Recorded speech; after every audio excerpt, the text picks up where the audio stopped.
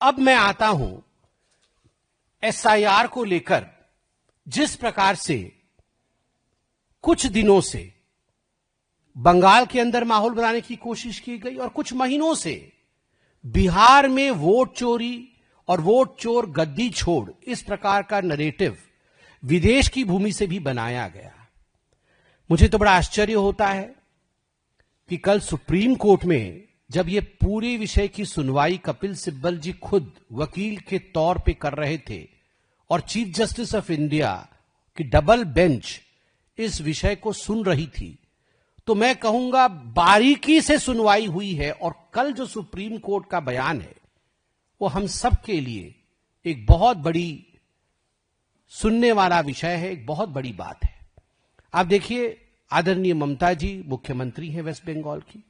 दुख इस बात का है, साधारण व्यक्ति क्या कहता है वो अलग बात है, इन्फ्लुएंसर क्या कहता है ये अलग विषय है, मगर जब एक मुख्यमंत्री कहती है कि आग लग जाएगा, देश टूट जाएगा, देश के नींव को हिला देंगे, भारतीय जनता पार्टी को छोड़ा नहीं जाएगा, हमारे ही कार्यकर्ताओं के खिलाफ उकसाया जाता है। बंगाल में न जाने कितने भारतीय जनता पार्टी के कार्यकर्ताओं को मारा गया है, मौत के घाट उतारा गया है, उसके बाद भी मुख्यमंत्री इस प्रकार की भाषा का प्रयोग करती है। सिद्दीकुल्लाह चौधरी उनके मंत्री हैं, टीएमसी के मंत्री हैं, और सिद्दीकुल्लाह चौधरी कहते हैं कि अगर एसआईआर होगा तो ये आग से खिलवाड़ होगा, आग से खिलवाड़।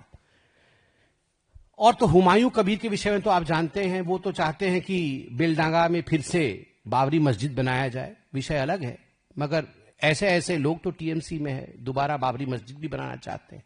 मगर एसआईआर को लेकर सबसे बड़ी बात मैं अखबार से ही पढ़ना चाहूंगा, इससे बड़ी क्रेडिबिलिटी आप देखिए क्या आज अखबार कह रही है।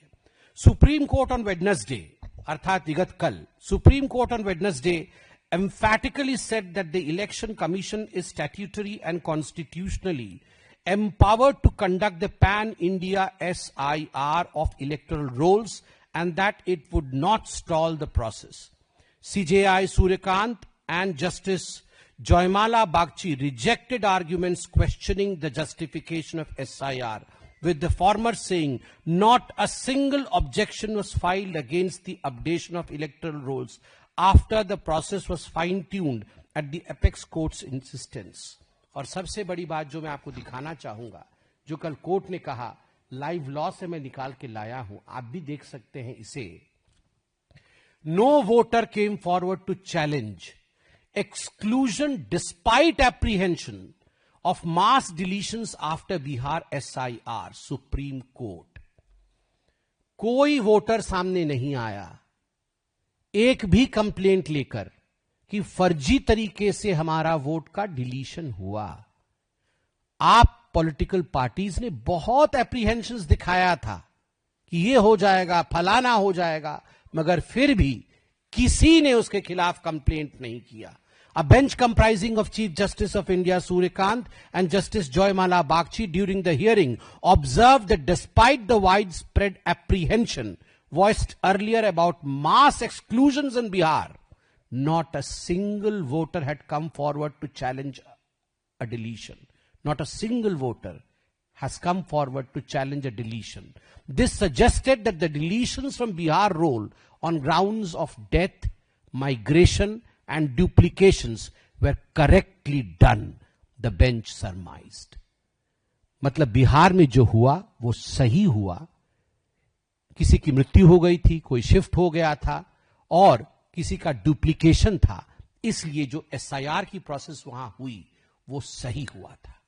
अंत में मैं सिर्फ इतना ही कहना चाहूंगा कि देखिए, बाहर की भूमि से विदेशों में जाके यही राहुल गांधी देश के खिलाफ अनर्गल कहते हैं। ये वो राहुल गांधी है जिन्होंने भरसर कोशिश की कि हिंदुस्तान में गृह युद्ध हो जाए।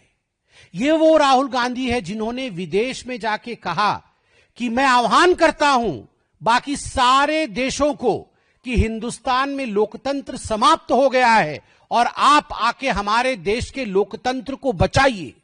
ये वो राहुल गांधी है जो आरएसएस और बीजेपी को मुस्लिम ब्रदरहुड से कंपेयर करते हैं। ये वो राहुल गांधी है जिनकी पार्टी कहती है कि जेन जी सड़क पे उतर आएगी और बांग्लादेश और नेपाल वाली हालत भारतवर्ष में कर देगी।